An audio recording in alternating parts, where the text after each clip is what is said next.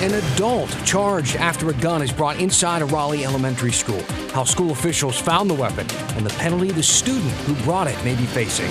Recognize this building? It used to be a Kroger. Now it's part of a trend sweeping Raleigh, converting existing spaces into new life and health sciences facilities.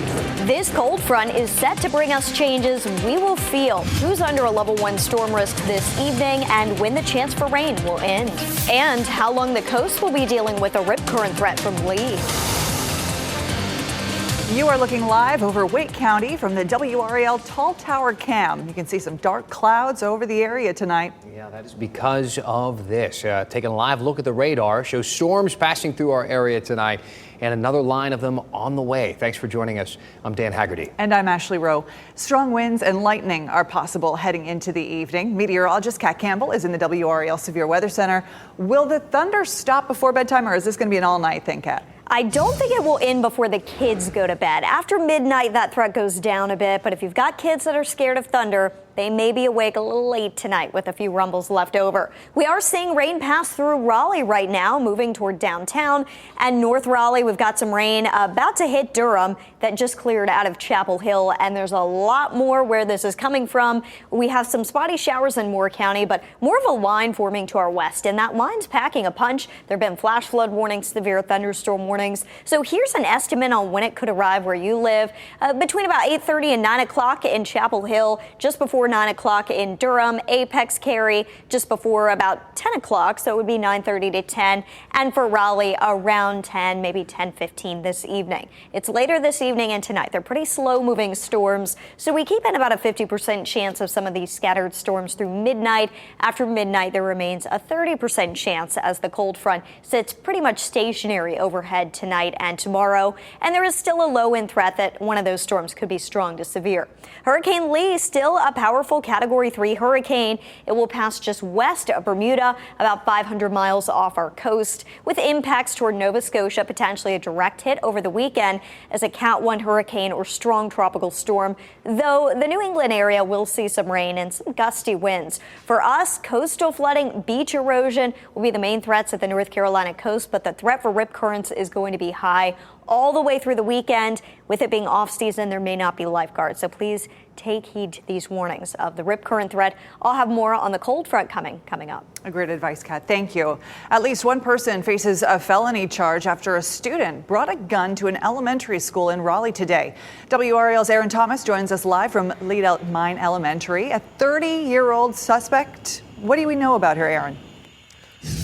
Yeah, that's correct. So we know from investigators her name is Princess Pittman. What's unclear at this point is the connection between her, the relationship between her and the student accused of bringing that gun here at Lead Mine Elementary School today. Now, in a letter to families, the principal here at Lead Mine Elementary School ensured these families that no one was hurt, and rather than causing harm to other students, the child actually brought the gun to show it off to other classmates. School administrators immediately confiscated it. Investigators have not said if the gun brought to this campus today was loaded. A parent I spoke with says that he's thankful no one was hurt, but feels uneasy about the gun being found where his second grader attends school.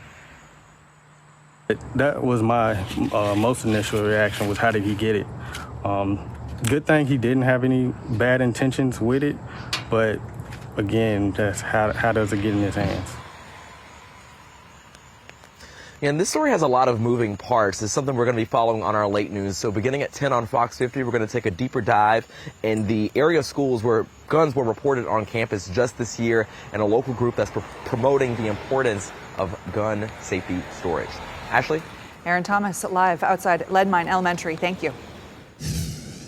These 5 former Memphis police officers charged with the murder of Tyree Nichols are now facing federal charges. That news just came down just a little while ago. The video of the attack, you may recall, went viral after the officers are seen violently beating Nichols during a January 7th traffic stop. Nichols would later die from his injuries. Nichols' family attorney, Ben Crump, had this to say about the officers being charged federally. How many more hashtags, how many more black people have to die unnecessarily before we say that America, we need police reform? Nichols' family members were right there with Ben Crump, attorney Ben Crump, that is. We're also told these 5 officers will be in court this Friday. Julian, thank you. A Raleigh driver faces a felony charge after police say he hit a pedestrian on Glenwood Avenue last night. Today, officers arrested 24-year-old Quante Benton, charging him with hit and run. The WRAL breaking news tracker got this video from the scene just before 10:30 last night. Police say Benton hit the pedestrian in a red pickup truck. At last check, that person is in the hospital with non-life-threatening injuries. A former Wake County music teacher convicted of rape and sexual assault of a child has taken his case to the state Supreme Court.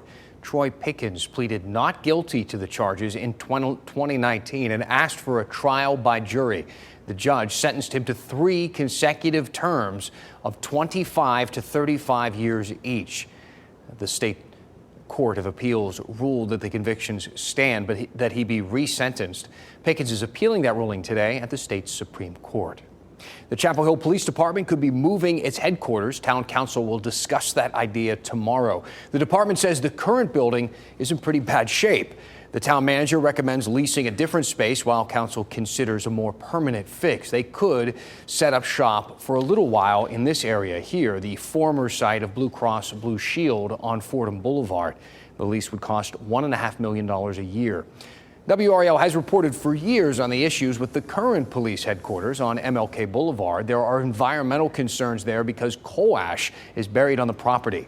Council won't vote just yet. Tomorrow is just a discussion about this. If it is eventually approved, though, town staff thinks it would take about a year to move. A man convicted in a high-profile case in Johnston County in the 90s has died. This is video from 1992 when Smithfield police arrested Johnny Ray Daughtry. A jury sentenced him to death for raping and murdering his ex-girlfriend Jennifer Nairn in her backyard. Daughtry died of natural causes at a Raleigh hospital on Monday. The state hasn't carried out an execution since 2006. New answers tonight about a months-long WRAL investigation into lead found in Durham parks. The latest research now, a paper from those Duke experts, shows where the lead came from. 3 of the 5 parks are located on old waste incinerator sites. A 4th was near a waste incinerator site, and a 5th had ash brought from a site for infill. Professor Dan Richter says this is not just a Durham issue. This is a story of perhaps half the cities in the United States and Canada that burn city waste for decades, many of which are unaware at this moment, in our estimation, of what those places became. Richter says he hopes soil mapping from around the country will be funded, since the lead and the ash from these incinerator sites poses a risk to human and environmental health. In Durham, the contaminated areas are still fenced off right now. The city says it's working with the state on this issue. A new trend is sweeping commercial real estate. You take an old grocery store or an old big retailer, and then you fill it with something new. In this case, the abandoned Kroger in Raleigh. The life sciences company will move in. WRAL's Shelley Jackson found out what they do and the plan they have for the big box conversion. To build a facility of this size from the ground up, it would take about 3 years and a lot of money. But by just renovating the existing space, Target moved in just 14 months. It was the right size. It was the right place for everybody to be from a geographical point of view. Ramin Karimpour started Targan in 2015. So this is a technology company focused on biological improvement in the life of animals and the growth of the animals, starting with poultry. 2, 3. Perfect. Converting empty big box retail stores like this old Kroger on Six Forks Road into health and life sciences facilities is hot right now. Lee Clyburn, executive vice president with CBRE, a commercial real estate firm, says there are more than 600 life science companies in the region, with the triangle in the top 5 cities for these big box conversions. A lot of these folks are in a hurry. They just don't want to wait for new construction, or their customers demand that they get a building open more quickly. And so that pressure to get a building open quickly in a market like the Triangle is what's driving a lot of this demand. According to a report from Cushman & Wakefield, direct rental rates in the second quarter increased more than 6%, an all-time high for the life sciences market. The old Kmart in Garner is now an I&Q, and a former Sam's Club in Morrisville redeveloped into a hub for high-tech companies. and the trend is just beginning. We're certainly on everybody's radar. Every major company and every investor wants to be a part of this community. Shelley Jackson, WRAL News, Raleigh. Another candidate joins the race for North Carolina governor, this time a Democrat. Former state Supreme Court Justice Mike Morgan threw his hat in the ring today. Up next, why he's challenging Josh Stein, the man with the current governor's endorsement. Plus, new poverty data. An auto worker labor dispute, a possible government shutdown. We dig into the North Carolina impact of these national headlines.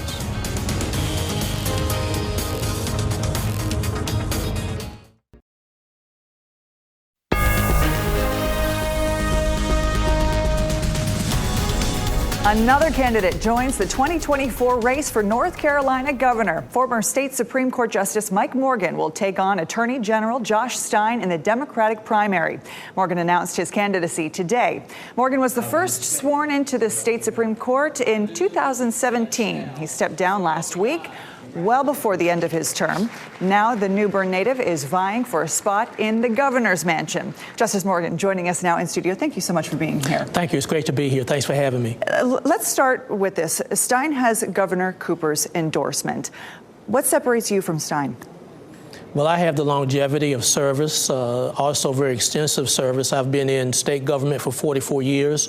34 years of those have been on the judiciary, 4 different judgeships. So certainly in terms of that one-of-a-kind, very unique skill set, never before seen in a gubernatorial candidate, I feel I've got the longevity, I've got the extensive experience, and I have what it takes overall to be the next governor of the state of North Carolina. Okay. In your announcement today, I want to read you a quote from the announcement. You said you are disappointed by the growing trend, even in your own political party, of a few folks in power trying to select the people's leaders and determining our destinies. Who specifically are you speaking about when you said that? Well, I'm speaking about those folks that would feel as though the people don't have a right to choose their own leaders. The fact is that you don't anoint leaders. Leaders themselves are chosen by the people. So the people would decide who they want to vote for and who they want to have as their leaders. And I'm presenting myself in that way to be their leader if they would have me for their governor. So I guess if I could just press you on that a little bit further. You're saying that there are specific people at the top who are kind of puppeteering here? Well, puppeteering may be a strong word, but I certainly will say there are those that are utilizing their influences to try to make sure that this primary season goes in a certain direction. And the fact is, the point of primaries is to let the folks decide who the most electable individual is going to be from that particular party. And it just so happens that for the Democrats, I'd be the best individual who would have the best chance of winning in November. Okay, I want to get to some current affairs here. One of the issues that is plaguing a number of communities is youth crime. Fayetteville is currently considering a curfew for people 17 and under. That whole thing, they're saying, is an effort to curb youth crime. Do you support a curfew for teenagers 17 and under? Well, I have to leave it to particular municipalities and towns to determine what is best for them. I respect town councils and city councils to know what they have going on locally, and therefore they can make the best determinations, coupled with law enforcement and those who specialize in understanding what it takes. So I think it's on a place-by-place basis, and if it fits their situation, then so be it. All right. Okay, well, thank you so much, Justice Morgan, for being here today. It's an honor. Thank you so much. WRAL reached out to Attorney General Josh Stein's office about his new rival in the primary race. Their statement reads in part, Josh Stein has a strong record of accomplishment fighting and delivering for the people of North Carolina as their Attorney General. Thousands of North Carolinians have already embraced his vision for a safer, stronger North Carolina, and we are building a campaign to win. It's also worth noting the Wake County GOP governor's debate is underway right now. Republican candidates are at McGregor Downs Country Club. Lieutenant Governor Mark Robinson declined the debate. The party says they are not streaming the debate online.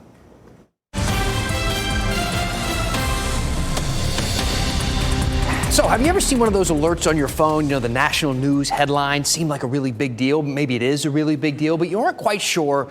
What does it mean for you here in North Carolina? Well, don't worry. We're on it. That's what us local news people are for, right? Today, we're going to dig into 3 different national headlines and ask the question, what's it mean for NC?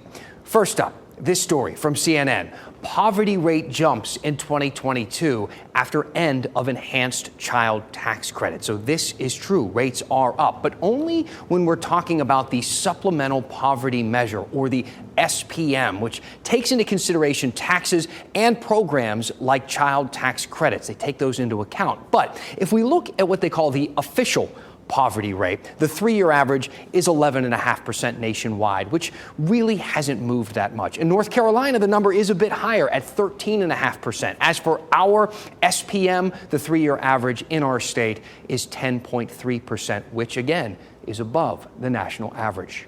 Next up, this one from the Washington Post. Auto workers plan pickets and pinch pennies as strike nears. About 140,000 members of the United Auto Workers Union trying to work out a deal right now with GM and Ford and Stellantis by this Thursday. So there is a deadline looming. There are many members of that union right here in North Carolina, in our state. GM, for instance, has a facility in Charlotte. Ford has one in Mebane. Together, the facilities account for a couple hundred North Carolinians involved in this very important dispute.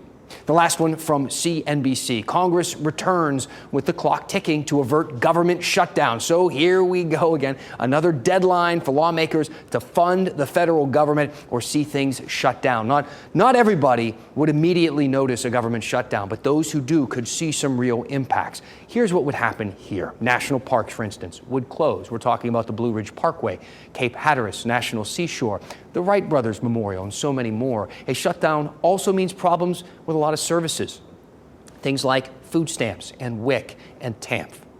During the last shutdown in 2018, the state health department had to hustle just to make sure that people didn't go hungry. So it is significant for everyone. Have you seen a national headline, something that you want us to connect the dots right back here to our lives in North Carolina? If so, email me at dan@WRAL.com. We want to hear your thoughts. Tell me what's on your mind, and we'll go in depth.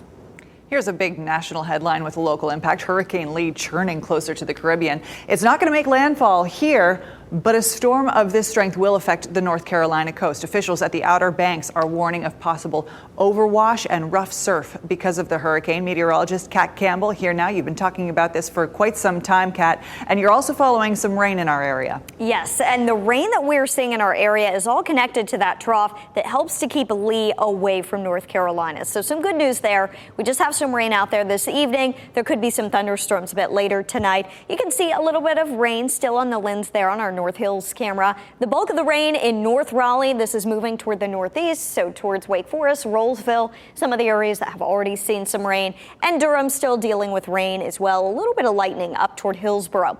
The main event, though, is still pretty far to the west of the triangle at this point, though it is beginning to approach Roxborough.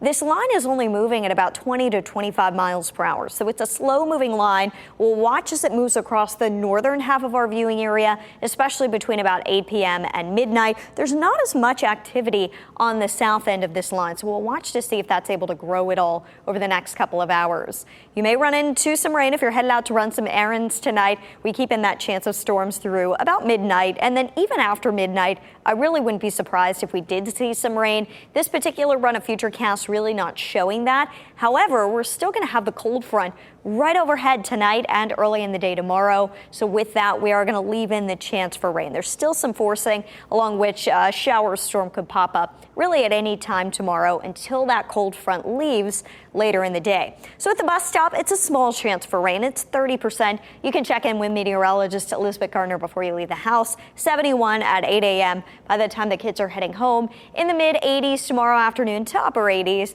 And there's a slightly better chance of storms, mainly in our eastern counties. The cold front very slow to pass. It's getting hung up in the North Carolina mountains. As it moves east, it'll do so very slowly, and with it over the eastern part of the state tomorrow. That's why there's a better chance of storms there. But behind the front, it is going to be absolutely beautiful for the end of the week. Thursday, 83 degrees, lower humidity and sunshine. Friday, we wake up to temperatures in the mid 50s. Maybe open up your windows. 79 is the high, full sunshine. and the air will be crisp. It's going to be even drier outside. Saturday, a little warmer during the afternoon, 84 the high. We're still going to be in the 50s in the morning. The air is still nice and dry. The low humidity sticks around for the weekend. We're keeping a close eye on the tropics. We have Hurricane Lee that is likely to make landfall closer to Nova Scotia this weekend. Hurricane Margot, not a threat to land. This is going to be the next one to watch. It's got an 80% chance of developing. Model plots are in better agreement than they were yesterday. We still have a long time to watch it. Most models showing it veering to the northwest, not posing a threat. It's still so far away that we're going to have to keep an eye on it a bit longer before we can rule out any concerns. Our 7-day forecast no longer has any 90s showing up. 87 is the high tomorrow. We fall into the upper 70s to mid 80s over the weekend. Our weekend highs in the mid 80s all around. Sunday, we could see some isolated storms return. So Saturday may be the better day for outdoor plans. Good to know, Kat. Thank you. Up next, a dog let out with the trash. If you can, but what a horrible thing to do. But we have a nice update because he's getting a new home.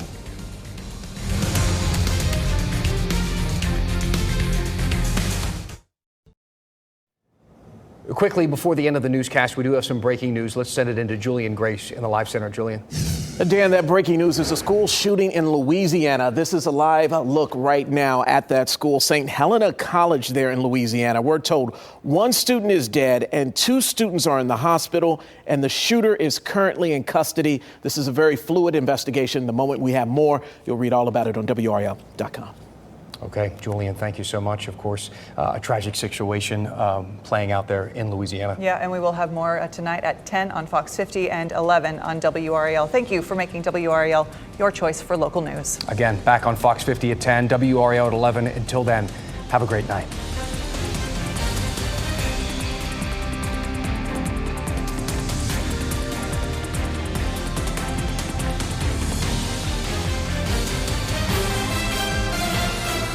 Keep watching WRAL News over the air Channel 34 and Spectrum Channel 1257.